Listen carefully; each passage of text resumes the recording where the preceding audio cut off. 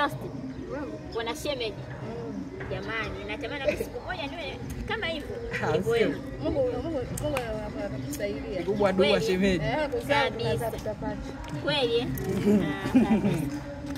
hata mimi nimeona kikubwa dua. Kwa hiyo nyinyi mnategemea mapenzi yenu afike mbali. Napigia na dua au sio? Na wewe ukichangia. Hiki nacho umetoka.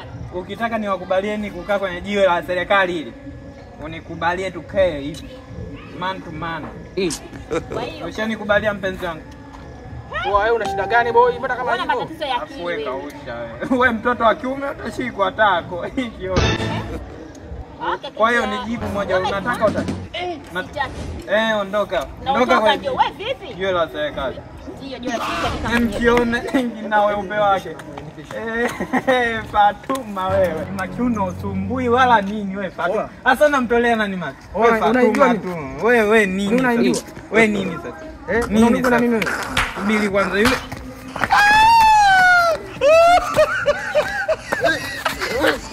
Wewe.